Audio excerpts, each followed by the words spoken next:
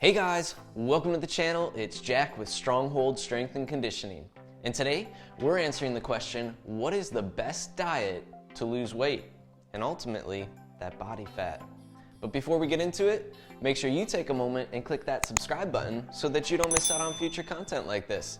Every Thursday I'm putting out videos showing you how to resolve aches and pains, prevent injuries, and ultimately improve your performance. It doesn't get much better than that.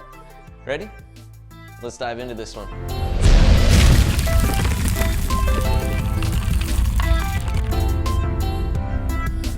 All right, guys, the question of the day, what is the best diet to lose weight?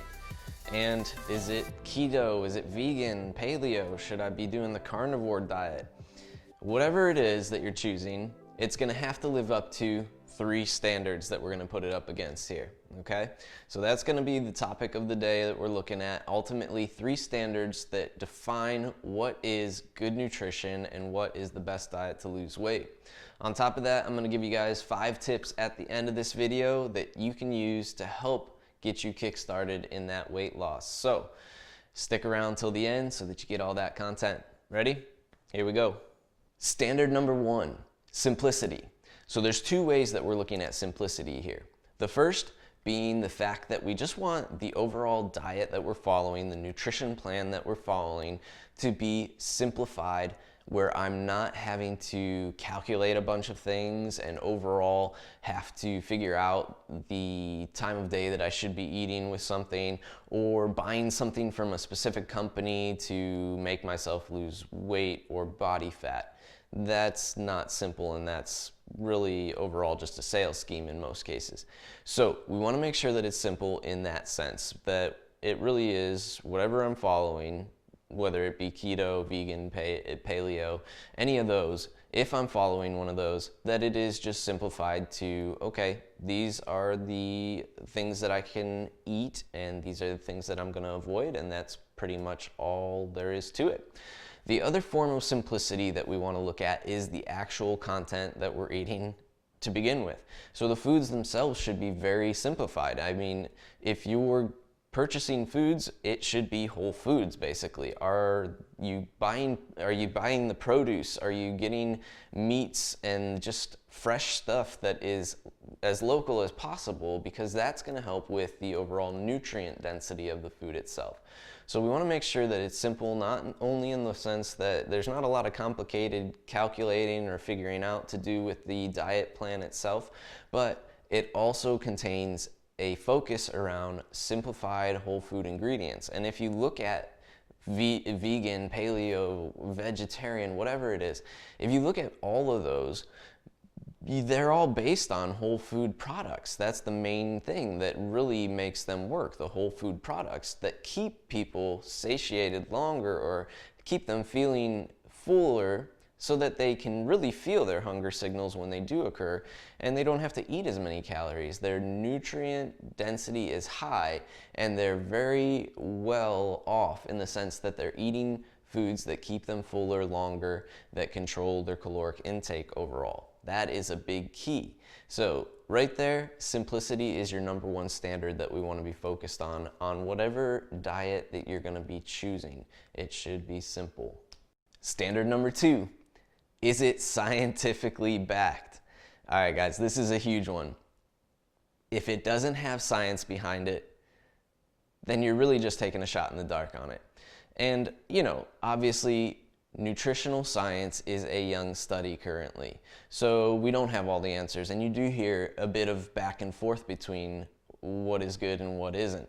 So if you guys want to know why, first of all, science behind nutrition is so confusing, I did a video on that actually, so you can click right here to check that out, and it'll go into the more depth of why we have such a hard time actually getting it straight when it comes to nutritional science. So take a moment, check that out. That'll give you a little more understanding as to why there is a little bit of back and forth.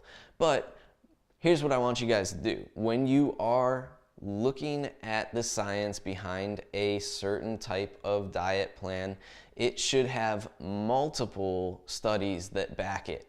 Multiple. And you guys need to be looking at the studies themselves, really digging into the research yourself. That is your homework. This is what you need to do. If you're gonna follow a plan and you wanna make sure it's the best thing for you, you really need to be looking into the actual literature behind it and not just following what your friend did and what worked for them, or what such and such person says on the internet. I mean, I expect you guys to even question the stuff that I give you and look at the research behind it. So this is all stuff that is important. We all have a responsibility for our own health, and we all have that responsibility to do the research to make sure that we are looking at the literature and really getting into, are there meta-analyses on these different diets?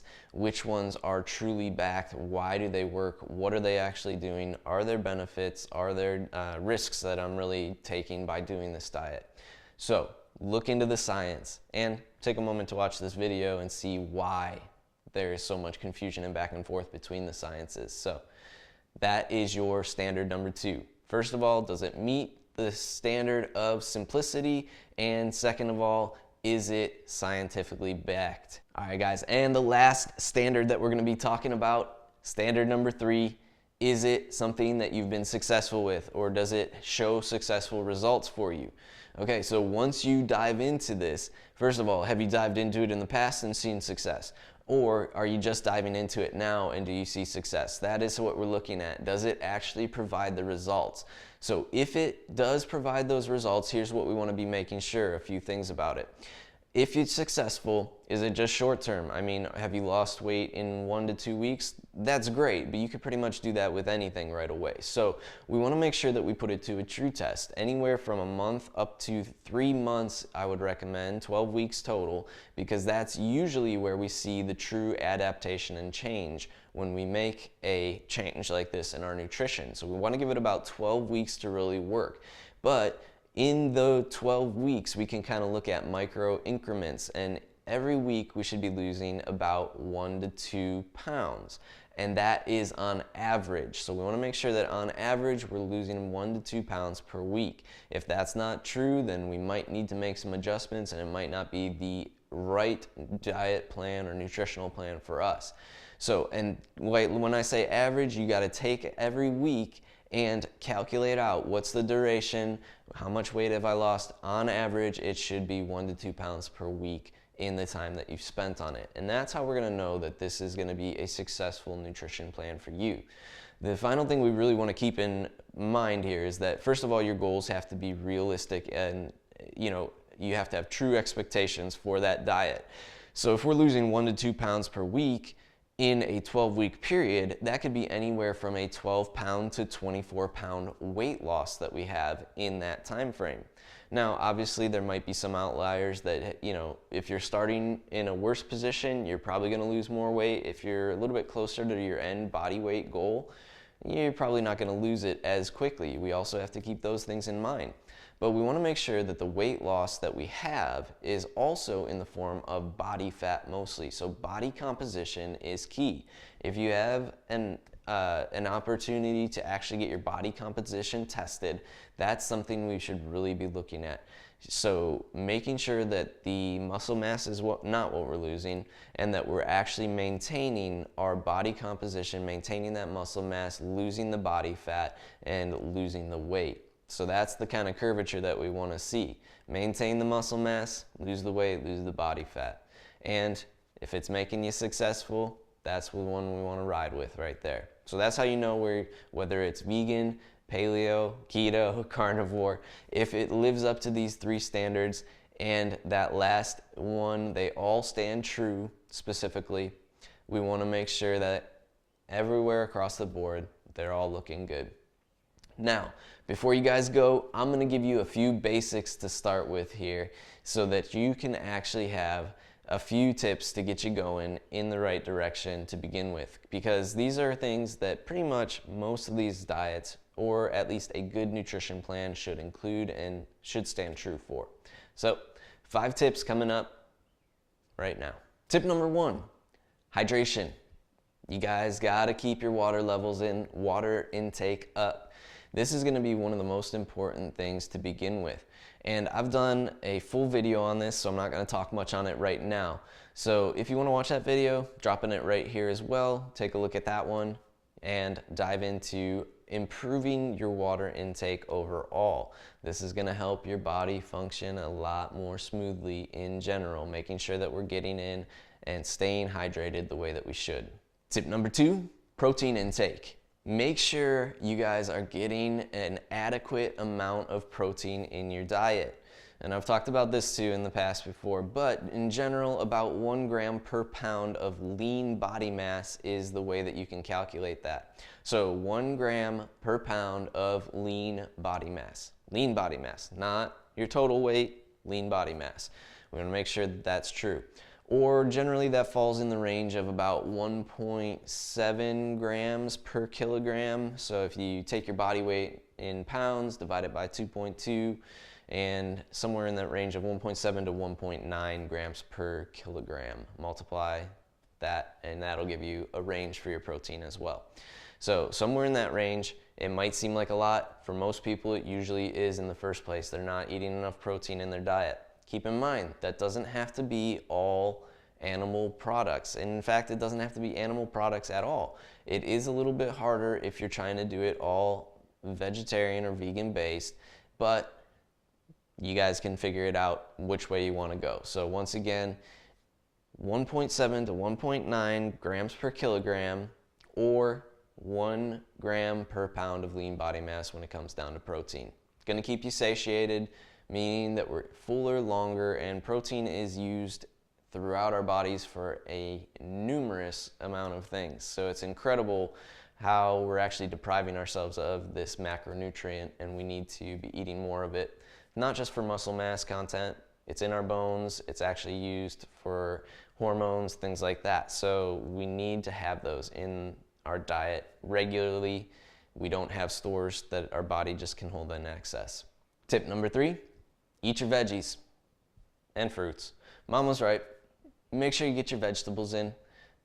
Micronutrients is the key here. So we're looking at macronutrients in the form of protein, yes, but now we want to get a little bit deeper into those microminerals and micronutrients. Now the key, like I said earlier, is if you can get stuff that is more locally grown, that's going to be helpful. You might even want to get a blood panel at some point to see if you're deficient in any vitamins that are key. And those might be ones that you want to supplement with. It's not uncommon these days that our food doesn't produce all the micronutrients that we need, and that's where supplementation can be helpful. And like I said, the first thing you'd want to do is actually get a blood panel to check your levels and then decide from there if you need supplementation. So overall, first of all, just get those veggies in and start eating those and see the difference that you feel in that. Mostly focused on veggies, variety overall though, colorful eating of vegetables, and then adding in some fruits in there as well. Tip number 4, healthy fats. When we focus on healthy fats, we want to make sure that we're getting about 1/3 of our fats from our saturated content, 1/3 of our fats from polyunsaturated, and 1/3 from monounsaturated. So we're really varying the overall fat content that we're getting, and mainly getting those fats in the form of avocado, olive oil, seeds, nuts, that kind of stuff. So that's the majority of where we want to be focused on. One of the key ones that we really need to look at improving in our diet overall is omega-3 fats, and you can get these from chia seeds, hemp seeds, and flaxseed, but also one of the best sources of all is going to be your salmon. So if you're not taking omega-3 or you're not getting enough omega-3 in your diet at this point, you might need to supplement with that one.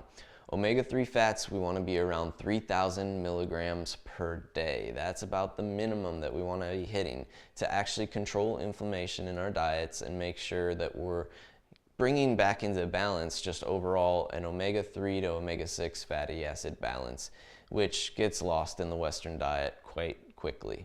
And last but not least, tip number 5, calories matter.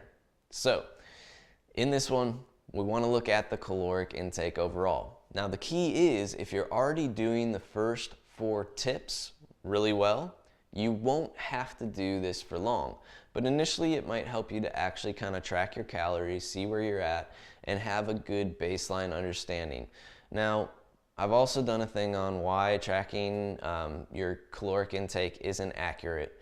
So if you want to go watch that video, I'll put that up in the corner as well.